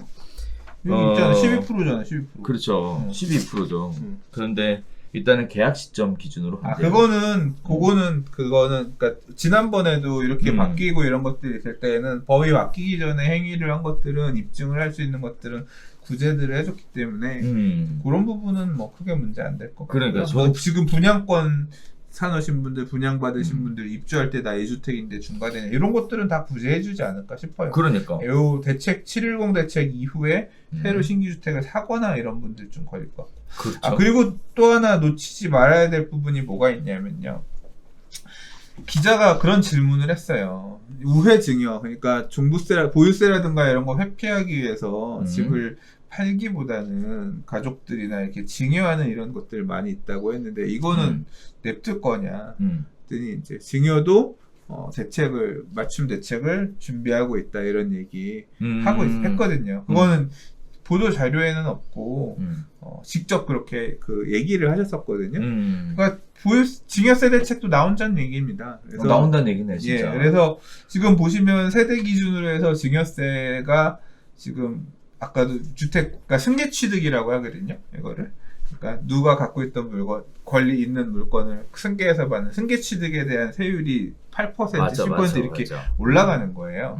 근데 이제 내가 집을 지을 때 내가 없던 집을 만들었다 이건 원시 취득이라고 하거든요. 그래서 원시 취득은 원래 세율이 2.8% 이런 식으로 세율이 달라요. 상속받는 것도 2.8%. 맞아요. 그러니까 그래서 이 취득세 세율들이 다 어떻게 내가 물건을 취득하느냐에 따라 세율이 다 다른데, 그러니까 증여세 세율은 3.5%예요. 무상취득 같은 경우는. 거기에 뭐 교육세가 붙나 농특세가 붙나 그래서 3.8% 지금 내거든요. 근데 지금 대책을 준비하고 있다고 하면 이제까지의 형태를 보면 그런 거잖아요. 토지거래허가 제도처럼 살라모가바다 이런 직접적인 규제도 있지만 사실 대부분의 규제는 돈 안 빌려줘. LTV 규제 제한 또는 살 때 세금 더 내, 팔 때 세금 더 내, 이런 식으로 세금이라든가 이런 간접 규제를 통해서 살 생각이 안 들게끔 하는 이런 규제들을 해왔잖아요. 이런 세제 등을 통해서 세금을 내고 증여를 하지 않을 만한 어떤 규제를 꺼내겠죠. 제 생각에는 증여세 세율을 건드리기보다는, 왜냐하면 증여세라고 하는 건 부동산만 증여할 수 있는 게 아니라 여러 가지가 있으니까 세율, 그러니까 1억까지는 1,000만 원, 1억에서 5억 사이가 아마 20%고 그 다음 초과하면 또 그렇게 가는 걸로 아는데, 요거를 아마 뭐 세율을, 뭐 부동산은 어떻게 된다 세율을 건드릴 수도 있겠지만 이것도 취득세 세율처럼 건드릴 수 있을 거 아니에요. 세대별로 증여도, 증여도 주택수가 많으면 취득세가 뭐 따따블 3.5가 아니라 8% 뭐 이런 식으로 올린다거나. 그리고 증여는 과표가 지금은 이제 시가 기준으로, 그러니까 증여세는, 그러니까 증여세는 시가 기준, 시가 거래사리가 있으면 그 기준으로 해서 증여세를 내야 되지만 증여 취득세는 또 기준 시가 과표 기준으로 내거든요. 그러니까 이런 부분들 건드리면서 증여할 때 발생하는 허들을 이렇게 높여놓으면 지금 사실 증여가는 게 양도세보다 싸다 해서 증여가는 거잖아요. 그렇죠. 근데 이게 높아져 버리면 이것도 비싸네. 이거 증여로 도망가는 것도 쉽지 않겠네. 증여세나 증여취득세나 이런 비용들이 적지 않아요. 막상 계산을 해보시면. 그러면 이제 그거 하느니 파는 게 낫겠다 생각이 드는 수준으로 바꿔놓을 거거든. 그거 무슨 소리냐? 대책 앞으로 낸다 그랬으니까 하실 계획이 있으신 분은 나오기 전에 빨리빨리 지금 끝내라. 지금 그냥 적당히 끝내고 이거저거 재다가 그 구멍이 계속 막히는 거야. 계속 구멍 막고 있는 집이기 때문에. 뭐 이번에 확실한 시그널이잖아요. 네, 집 사지 말라고. 네. 뭐 이제 말문이 막혔어 지금. 지친다. 자, 그럴 것이다. 좋습니다. 네. 자, 네 번째 이야기는 재산세 관련된 이야기였는데요. 뭐 간단하게만 짚고 갈게요. 재산세가 신탁 회사를 통해서 납세자를 수탁자가 납부하게끔 이렇게 해왔는데 이게 종부세 부담 회피 방지 수단으로 이용할 수 있다 해서 원소유자 개념으로 원소유자가 납부하게끔 이렇게 변경한다고 합니다. 자, 5번째 이야기 볼게요. 이번에는 등록 임대사업자 제도 완전 뭐 폐지 수준으로 가는 것으로 결정된 것 같은데요. 단기 임대 4년, 아파트 장기 일반 매입 임대 8년 제도를 폐지하겠다라는 겁니다. 단기 임대 신규 등록 불가, 장기 임대로의 유형 전환 불가, 세제 혜택 미제공 하기 때문에 사실 불가죠. 임대 의무 기간 경과 즉시 자동 등록 말소시키겠다라는 겁니다. 폐지하겠다는 얘기죠. 자발적으로 등록 말소도 심지어 허용해주겠대요. 과태료 면제해주겠답니다. 이거는 사실 불만이 많았죠. 그렇죠. 뭐 그거 생기는 건 좋은 것 같아요. 네, 기등록주택은 등록 말소 시점까지 세제 혜택을 유지해주겠다라고 얘기를 해서 그동안 논란을 잠재웠습니다. 자, 이외 장기 임대는 기간을 8년에서 10년으로 늘리고요. 신규 임대사업자는 10년 이상의 임대를 해야 되고요. 다가구하고 빌라만 가능하다라고 합니다. 그러면 결국 신규 임대사업자가 다가구 빌라를 사는 경우에는 임대사업자로서의 혜택을 누릴 수 있다라고 정리해도 될 것 같아요. 자, 임대사업자 제도의 폐지. 지금까지 임대사업 등록한 사람은 의무 조건을 유지를 하는 대신 혜택도 유지시켜 주겠다라고 방향을 정확하게 잡았는데요. 그렇게 되면 임대사업자 매물이 시장에 흘러나올 확률은? 이게 궁금해 하시는 분들이더라고요. 자, 다음에 또 단기 보유를 생각하신다면 전세금 올려받아야죠. 네. 그래서 매각을 생각해야 되는 거고, 다 장기 보유를 생각하신다면 보유세, 양도세 혜택을 받아야 되니까 이제 앞으로 의무 기간에 대해서 지켜야 되는 이런 어떻게 보면 기로에 서 있는 거죠. 이제 다시 우리 처음 할 때도 임대사업자 등록을 할 거냐 말 거냐 할 거냐 말 거냐 이었다가 이제 또 제도가 없어질 때 유지할 거냐 폐지할 거냐 유지할 거냐 폐지할 거냐 뭐 지금 들리는 얘기는 임대사업자 등록이 50만 명, 임대사업하고 있는 주택이 125만 채 정도 이렇게 된대요. 네, 어마어마하죠. 그래서 결국은 임대사업자로서 등록을 하는 것이 혜택을 많이 주니까 사람들이 임대사업자가 다주택을 보유하는 어떤 틈새로 사용되는 거 아니냐라는 제도 때문에 이야기 때문에 결국 또 그렇게 동감을 한 것 같고요. 거기에 따라서 이제 잘라버렸죠. 연결고리를 잘라버렸어요. 그래서 제도를 없애겠다라고 얘기했는데요. 자, 이렇게 되면 한편으로 임대사업자가 125만 채라면 어마어마한 주택을 갖고 있는데 이게 시장에 나와주길 기대하는 마음으로 임대사업자를 폐지를 해도 과태료를 부과를 안 하겠다라고 한 거잖아요. 그럼 이제 임대사업자를 등록하신 분들은 진짜 어떻게 팔아야 되는 거예요? 아니면 계속 가져가야 되는 거예요, 이거? 모르지 뭐 그거 말았어야지. 네? 그러니까 결국 이게 그 나왔던 얘기는 뭐냐면 이 위법한 행위를 하지 않은 분들 중에서 임사 그냥 그만하고 싶은데 그렇죠. 뭐 왜냐면 주겠다는 혜택들 안 주고 앞으로 그랬다가 하는데 나가려면 과태료를 뭐 3천만 원씩 내라고 하면 이건 뭐냐 혜택도 중간에 없애면서 그러니까 그러면 앞으로 법 개정에서 이렇게 위반한 내용이 없는 임대인 같은 경우는 나갈 수 있는 퇴로를 만들어주겠다. 과태료 없이 임사를 중단할 수 있는 그런 뭐 제도를 개선하겠다고 한 거라. 그거는 좀 그러니까 선택권을 주는 거죠. 그렇죠. 그래서 이거는 이제 입법 내는 내용을 봐야 될 것 같고. 그럼 매물 잠김 현상이라는 게 있었잖아요. 네. 의무 기간이 이렇게 길어버리니까 팔고 싶어도 못 팔아서 그래서 이제 없애주겠다는 거죠. 이런 분들은 풀고 세제 혜택 받았던 거 토해내고 뭐 그리고 이제 팔려면 팔 수도 있는 건데 팔겠어요. 지금 뭐 어차피 파는 혜택 주고 팔려고 하면 이제 의무 임대 기간 길게 해야지 뭐 장특공제면을 가는데 그 기한이 지금 도래한 분들이 계실라나? 사실 저는 이 임사 관련해서는 잘 모르겠어서 제가 아는 척 말을 못 하겠어요. 이거 세무사 중에서도 임사 안 하는 분들은 몰라요. 몰라요. 이거 전문 분야들 하는 분들이 있으니까 이제 그런 분들께 그리고 임사하시는 분들은 대부분 다 세무사 끼고 하시잖아요. 그래야 돼요. 네. 네. 그거 확인하셔가지고 하세요. 아무튼 큰 그림은 임사는 앞으로 8년짜리 없애고 10년으로 바꿔서 제한적으로만 두고 과거 같은 이거 안 주겠다. 그래서 그냥 임사 제도의 사실상 폐지. 뭐 이런 쪽으로 좀 가려고 하는 임사하든 니들도 하기 싫어하지 마. 뭐 이제 그런 형태로 좀 모양새를 바꾸는 모습. 그렇죠. 적어도 아파트로는 하지 마. 네. 대신 다가구하고 빌라는 봐줄게. 네, 이런 형태로 가고 있는 것 같은데. 말이 되는 소리. 네. 다가구랑 빌라만 가능해? 네. 말 또 바꿀 거야. 걱정. 어떻게 믿어 이걸?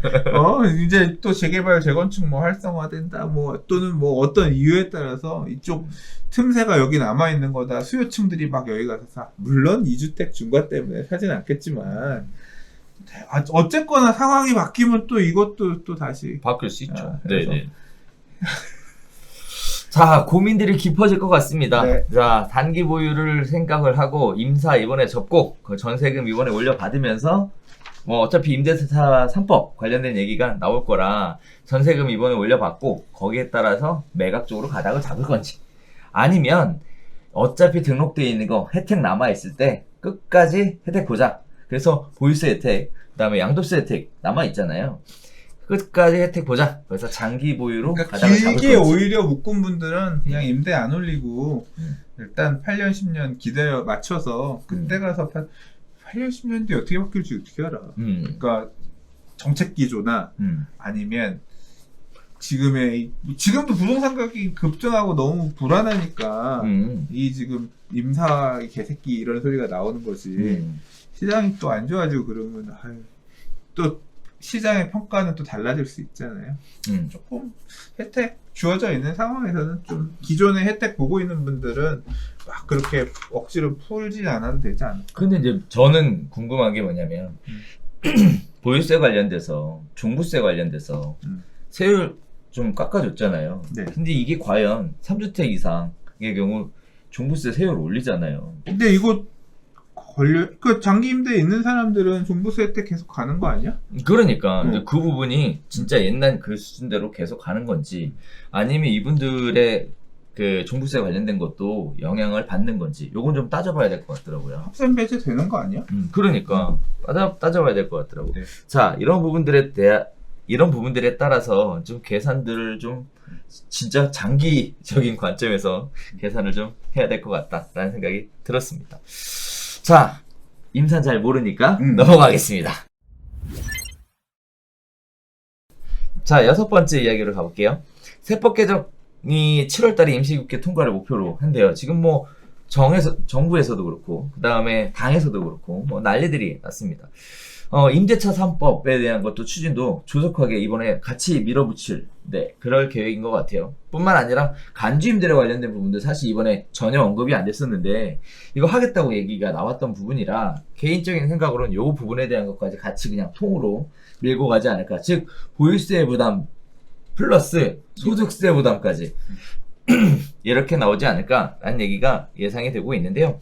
다들 아시는 것처럼 임대차 3법 추진하겠다라는 얘기가 나오면서 보증금을 초기화시켜서 실입주를 일단 한 다음 그 다음에 다시 임대를 놔서 많이 받겠다 뭐 이런 식의 얘기들이 나온다고들 해요. 그 다음에 또 임차인도 면접 봐서 들어가야 된다 이런 얘기들이 나온다고 합니다. 자, 임대를 올려받으려면 임대사업자 폐업해야죠. 더 올라갈 것 같으면 양도소득세 비과세 잠깐만요. 더 올라갈 것 같으면 양도소득세에 대한 부분들이 비과세를 받으려면 임대료 인상 금지해야 되고 의무기간 준수해야 되고 또 여기서 상승이 멈출 것 같으면 또 임대료 인상을 해놓고 임대사업자 폐업하고 매도하는 형태로 이렇게들 임대차 3법하고 같이 맞물려서 복잡하게 돌아가는 것 같은데 일단 여기서 포인트는 이게 빨리 추진한다라는 거. 7월 달에 진행하겠다라는 거. 그럼 7월 달에 적용한다 그러면 적용 시기에 대해서도 언제 하겠다고 대충 얘기가 끝나 있는 상태죠. 취득세 관련된 부분만 적용이 되면 바로 적용이 되지 않을까? 라는 생각을 하게 되는데 그러면 생각보다 7월이잖아요 지금 벌써. 임시국회 통과시키겠다. 통과가 안 될 가능성은 매우 낮을 것으로 보여지고 있는데 그러면 생각보다 뭔가 대책을 세우려면 서둘러야 되지 않을까? 라는 그런 생각도 좀 들었어요 저는. 뭐 대책을 세울 게 없지. 왜요? 지금 뭐 임대를 어떻게 바꾸거나 할 수 있어? 있는 데를 두들겨 맞아야지. 그러니까 그렇게 카드가 별로 없잖아요. 뭘 팔 수 있거나 증여를 하거나 할 수 있잖아. 하세요. 그러니까 지금 결국은 지금 아까 좀 이제까지 우리가 취득세고 재산세고 양도소득세고 다 지금 법안을 내서 이제 요 7월 임시국회에서 통과를 시킨 다음에 뭐 내년에 적용될 것들, 올해부터 바로 적용될 것들 이렇게 지금 한다고 했는데 그거와 더불어서 사실 이번 대책에서 임대차 3법에 관련된 얘기는 하나도 없었어요. 없었어요. 그래서 이 내용은 어디 나왔냐면 나중에 이제 질문 답변할 때 맞아요. 임대차 3법 얘기가 나왔는데 하겠다라고 얘기를 했는데 구체적으로 어떻게 방향을 세웠는지에 대한 언급은 없었어요. 근데 어떤 언급을 하나 하셨냐면 상가임대차보호법이 2018년에 개정이 되거든요. 그때도 상가임대차보호법 개정할 때도 갱신이 있었다. 그러니까 기존에 있던 임대차에도 영향을 끼치는 그런 게 있었기 때문에 주택임대차도 마찬가지로 그렇게 영향을 끼칠 것이다. 그러니까 지금 결론은 이거야. 내가 전세를 5억 주고 있는데 지금 전세가 올라서 시세가 6억이 됐어. 지금 살고 있는 세입자가 올해 이제 재계약을 하고자 하는데 나는 5% 상한에 걸려서 요 임대차 3법이 추진이 되면 나는 시세 6억 내놔. 6억 내주면 계약해줄게. 이걸 할 수 있냐. 아니면 이 법이 걸리면 5% 상한 제한에 걸려서 5억 2,500만 받아야 되고 무조건 이 임차인이 계약갱신을 하겠다고 하면 얘한테 집을 더 줘야 되냐. 이게 적용이 될 거냐 안 될 거냐. 사실 이게 핵심이거든요. 그래서 그게 핵심인데 질문은 어떻게 되냐 이거에 대해서 상가임대차보호법에서 그게 있으니까 그렇게 소급해서 될 수 있는 것처럼 뉘앙스로 뭐 그런 사례가 있다 이렇게 얘기가 나왔어요. 근데 그래서 제가 상가임대차보호 관련된 내용을 오늘 찾아봤어요. 이제 그 2018년에 경과규정 부칙까지도 봤거든요. 기존의 상가임대차를 어떻게 적용할 거냐를 봤는데 상가임대차보호법처럼 바꾸면 사실 피해갈 수 있는 구멍은 많이 생겨요. 왜냐하면 상가임대차보호법은 원래 계약갱신 청구권이 있어요. 그렇죠. 그래서 5년 이내에는 임차인이 뭔가 잘못한 게 있지 않으면 그렇죠. 계약갱신을 청구할 수 있고 임대인은 거절할 수 없는 규정이 있거든요. 사실 2018년에 바뀐 법률 내용은 이게 10년으로 늘어난 거예요. 5년 적용될 걸 10년으로 늘리는 거를 어떻게 어디까지 적용해 줄 거냐에서 뭐라 그랬냐면 그 2018년에 해당 법률이 공포 시행되는데 시행 이후에 신규 최초로 임대차 계약을 체결하면 걔는 10년짜리가 적용된다.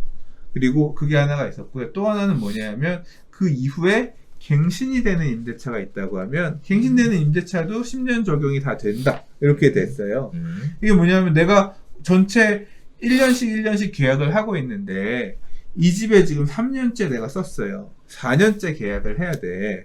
그러면 4년차 계약 연장하려고 하면 나 내년에도 쓸 거니까 계약 갱신해주세요라고 요구를 하면 기존에 작동하고 있는 법률 때문에 4년 연장을 무조건 임대인은 해줄 수밖에 없는 거예요. 계약갱신 청구권이 5년까지는 유효하니까. 그렇죠. 그러면 그게 유효해서 갱신이 된과 동시에 5년이 늘어나는 거예요. 그렇죠. 그래서 계속 그걸 할 수 있게끔 늘어나는 건데 문제는 주택임대차보호법에는 계약갱신 청구권이 없어요. 지금. 없었죠. 없기 때문에 똑같이 갱신되는 그러니까 주임사에도 똑같은 문장을 넣어서 그러니까 뭐 주임사 문장이 그렇게 되겠죠. 주택임대차 갱신 4년 뭐 그 법 4년 안에서 뭐 할 수 없다. 뭐 이런 식의 이제 내용이 추가가 된다 하고 해당 법률 부책의 경과 규정이 붙어요. 해당 법률의 시행 그러니까 이 계약갱신 청구권의 적용은 해당 법률 공포 후 신규로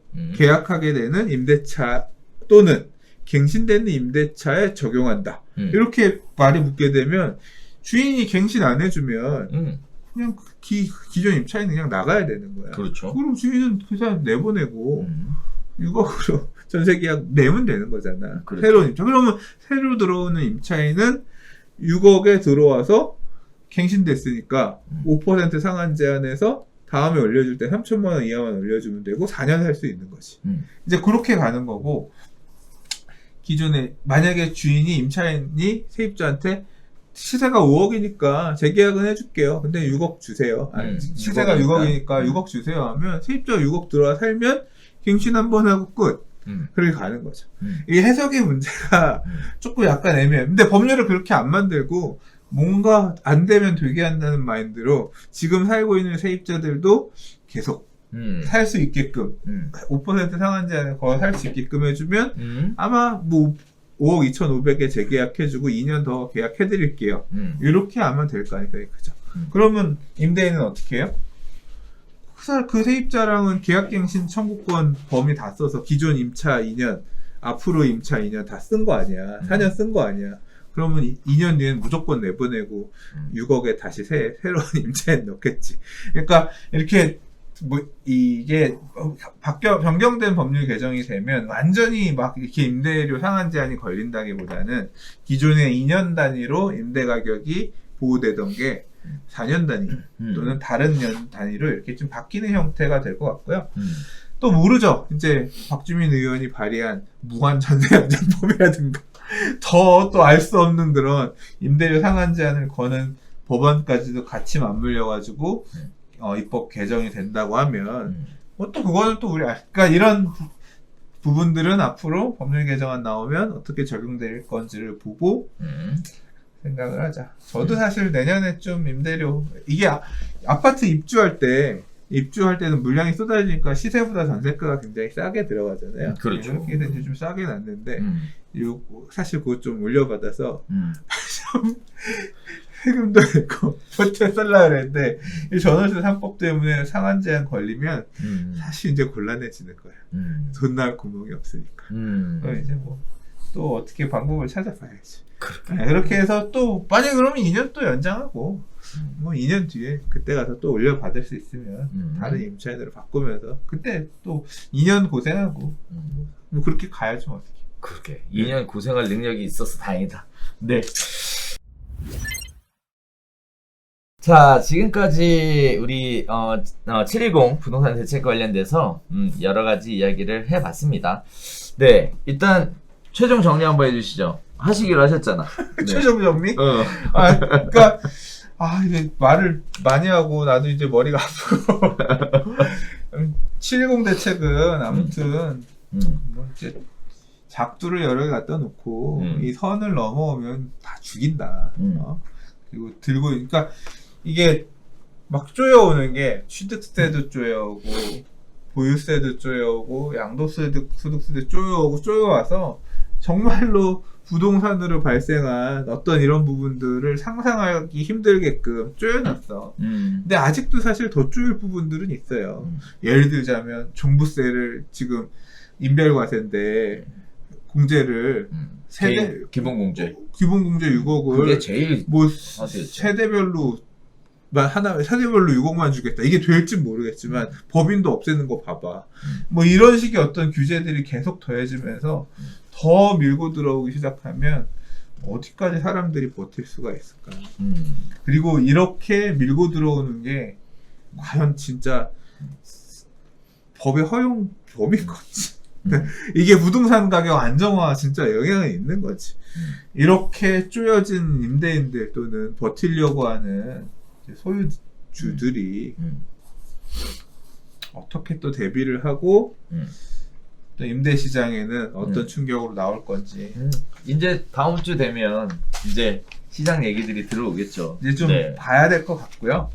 사실 뭐 그런 이 시장의 흐름이나 이런 것들 말씀하신 것처럼 봐야 하는 거고 뭐 예측한다고 될 부분은 아닌 것 같고 결국은 내가 어떻게 대응하느냐의 문제인데 대응의 문제는 아까 말씀드린 것처럼 존버도 돈 있는 사람만 할 수 있다. 돈이 되게 현금이 중요한 시기가 더 중요한 시기가 올 거다. 이 기조는 당분간 이어질 거다. 이렇게 잘 스스로들 대비하셔야 되고 제일 불쌍한 사람은 누구다? 그 돈이 없어서 보유세 못 내서 공매로 집 뺏기고 집 뺏겼는데 양도세로 또 다 털리고 그래서 내 주머니에 하나도 없는 이게 정부가 또는 어떤 제도가 집을 뺏어가는 게 칼만 안 들었지 뺏어가는 게 이렇게 세금으로도 가능할 수 있기 때문에 돈을 잘 열심히 일해서 확보하자. 돈 벌어야 되겠네. 그리고 대응을 하자. 그래서 사실 오늘 오전에도 저희 이제 초등학교 국민학교 동창 친구가 갑자기 패매를 보내가지고 뭘 물어보더라고요. 지금 일시적 1세대 1주택에 따라서 기존 주택을 양도할 수 있는 기한이 몇 달 있대요. 근데 이걸 팔아야 될지 아니면 2주택을 가야 되는 게 맞는 거지. 2주택을 가면서 이건 뭐 자녀들한테 증여를 하는, 장기적으로 증여하는 플랜을 가야 될지 이런 걸 물어보더라고. 네가 알아서 해라. 답변은 했지만 사실 나라면 지금의 종부세 이런 규제가 내가 지난 텀에서 봤던 것보다 훨씬 무섭고, 그때 뭐라고 얘기했는지 아세요? 지난 참여정부 노무현 대통령 시절에 우리가 벌벌 떨었던 보유세는 뭐였는지 아세요? 실효세율 1% 만들겠다 그랬어요. 그거에 벌벌 떨었어 그때는. 그래서 실효세율 1% 저게 말이 되는 소리야? 10억이면 1년에 1,000만 원을 내게 한다고? 미쳤네. 그때는 그랬어요. 지금 6% 이런 게 아니야. 실효세율 1%를 장기적으로 가겠다 이렇게 얘기를 했단 말이야. 그때 그러고 떨었는데 지금 엄청나게. 근데 아무튼 그 친구한테 한 말은 지금 너는 새 테크를, 양도세 기존 주택을 안 하고 이렇게 갈 수 있는 돈을 들고 있는 거 아니, 그 기회를 어쨌거나 쥐고 있는 거 아니냐. 일시적 1세대 2주택에 따라서. 그러면 그거 일단 세금 덜 내고 양도에 현금 들고 있으면서 지금 규제가 이렇게 심한데 굳이 뭐 세금 계속 뚫게 맞으면서 주택을 2개를 더 들고 있기보다는 기회가 열려 있다고 하면 앞으로 이건 더 심해질 건데 그 돈을 현금 들고 있으면서 뭐 다른 대안 투자처를 볼 수도 있을 거고, 또는 다시 도래할 하락장이나 이런 텀에 진입하기 좋은 시점에, 왜 있잖아요. 2013년에 양도세 면제주택도 있었잖아. 있었죠. 네. 그런 식으로 진입할 수도 있는 거고, 굳이 다주택, 나는 어쩔 수 없이 지난 텀에 그렇게 물려서 다 들고 있고 그렇게 돼서 다주택 전략으로 가는 게 맞다고 생각해서 다주택으로 계속 있어 왔지만, 나도 그런 일시적 1세대 주택을 쓸 수 있는 기회가 있었다고 하면 썼을 수도 있거든요. 그러니까 너나 주어진 거니까 활용하는 방법도 고민해 볼 만하다. 세무사랑 얘기를 해봐라. 굳이 나는 막 지금 이 상황에서 지금 이 시점에서 다주택 전략을 빠져나갈 기회가 있음에도 불구하고 쥐고 고수하겠다라고 가는 게 꼭 옳은 선택만은 아닐 수도 있다, 이런 식으로 얘기를 했거든요. 그렇군요. 뭐 아까 말씀하셨던 것처럼 50% 내고라도 파는 게 나중에 70% 80%의 공매 당하는 것보다 나은 선택이 될 수도 있잖아요. 이거는 사람마다 다 다를 거예요. 그렇죠. 케이스가 다 다를 거기 케이스죠. 때문에 정권 바뀌어도 안 바뀔 수 있어요. 제가 경험한 흐름은 그래요. 저 이명박 대통령 됐을 때 노무현 참여정부 끝나고 나서 이명박 대통령 시절에 공약이 뭐였는지 아세요? 그때 나 아직도 기억해. 근데 다 허상 같은 그런 지난 얘기인데, 뭐 어디서 그 선박을 화지기 위해서 가면, 이 항에서 어디 가면 길을 몇 번 건너는데 그 안에 전봇대가 몇 개래. 그래서 그 전봇대를 거쳐서 가면 차가 이 회전을 해야 되는데 이게 못 간다는 거야. 그 전봇대들 때문에 너무 돌아가야 되고 이런 상황이 지금 벌어지고 있다는 거지. 규제가 나라엔 너무 많아서 이 전봇대 같은 규제들을 다 뽑아서 차가 한 방에 쉽게 갈 수 있게끔 그렇게 얘기를 했어요. 나는 얼마나 좋겠어. 그래서 그럼 이 부동산에 걸려있는 이런 규제들 이런 것도 다 뽑히고 좋은 세상이 오겠구나 생각했는데 웬걸 집값이 2009년에 불안해질 것 같으니까 보금자리 주택 할게요. 그래가지고 세곡동 내곡동 다 때려 부수고 집 짓는다. 야씨, 재개발 조합원 서대문구 끝자락에 있는 재개발 조합원 아파트 조합원 분양가가 4억 3천에 일반 분양가가 5억 5천이었는데 세곡동 내곡동에 아파트 일반 분양가 3억 때린다고 환장하는 거지. 우리 조성원가가 4억 5천인데 그거 받아야지 뭐하러 이거 사냐고 그 소리 나오고, 그 당시에 그랬고, 세금도 이제 되게 낮춰주고 좀 혜택을 준 부분이 있지만 규제 딱 한다고 하니까 그 전에는 투기과열지구라든가 투기지역 지정된 곳만 이게 갔는데 LTV DTI 규제도 수도권 그냥 다 묶어버리고 규제하면서 수요 묶는다고 해서 그런 거 있어서 예상보다 그렇게 그러니까 시장 동향, 이명박 대통령 시절에 2009년, 10년, 11년, 12년, 13년 안 좋았지만 강남 3구의 투기과열지구가 해제가 된 게 투기 지역이 해제가 된 게 2012년, 2013년이에요. 몇 년 동안 안 풀어줬어. 그럼요. 계속. 그래서 제한이 계속 있었다고요. 그래서 이게 정권 바뀐다고 이렇게 이게 가던 추세가 약간 어떻게 하나씩 바뀔 수는 있어도요. 그렇게 그렇죠. 어제까지 있었던 나에 대한 속박이 확 없어지진 않아요. 그렇기 때문에 이런 그 흐름들이 어느 정도 가는 범위 안에서 대비를 해야 된다. 현금을 잘 확보하셔라. 규제는 빠르게, 규제 완화는 늦게 진행되는 그렇지. 얘기죠. 정권이 바뀌어도 일단 네. 자금줄인데 보유세는 계속 돈인데. 저는 개인적으로는 뭐 지난번에도 계속 그런 말씀을 잠깐 드렸었는데 몸에 맞지 않는 큰 옷을 입었다면 이젠 좀 맞춰서 입을 때가 되지 않았나? 이런 말씀을 드리면서 한편으로는 부동산 중개업 하시는 분들 이거 바뀌는 거에 따라서 어떻게 살아남아야 되나 다시 연구에 들어가야 될 것 같은 중개업 하시는 분들 이야말로 진짜 너무 힘들 것 같아요. 그래서 너무 힘들어. 이 매매는 이거 컨설팅 잘못했다가 취득세 이런 거 잘못 안내했다가 난리 나는 거고. 난리 나죠. 완전 난리 납니다. 그리고 뭐 매매도 자체도 너무 이제 힘들 것 같고. 그러니까요. 자금 조달 계획서, 취득세 이걸 뚫고서 매수를 하려고 하는. 그러니까. 자, 그렇게 말씀드릴 수 있을 것 같고요. 사실 이번 대책에 생애 최초 특별 공급 확대에 관련된 얘기가 있었는데 그거는 진행돼봐야 하는 거라서 네. 어쨌든 생애 최초 5% 정도 늘리는 거는 결국 주어진 물량들 중에 서로 누가 더 가져가느냐.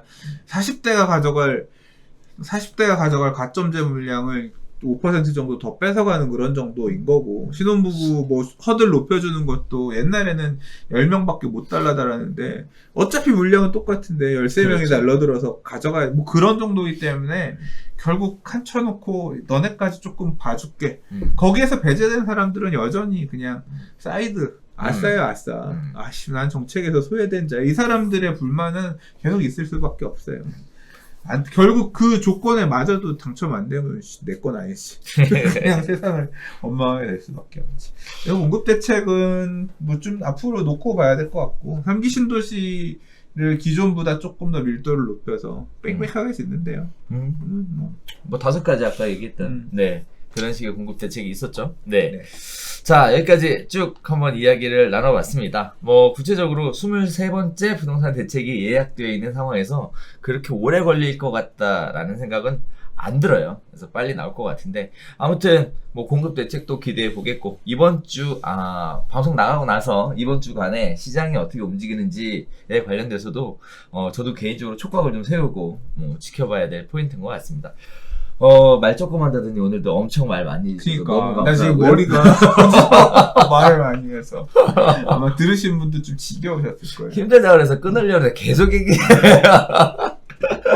수고 많으셨습니다. 네. 자, 저희가 준비한 소식은 여기까지고요. 저희는 다음 주에 새로운 소식 가지고 다시 찾아뵙도록 하겠습니다. 감사합니다.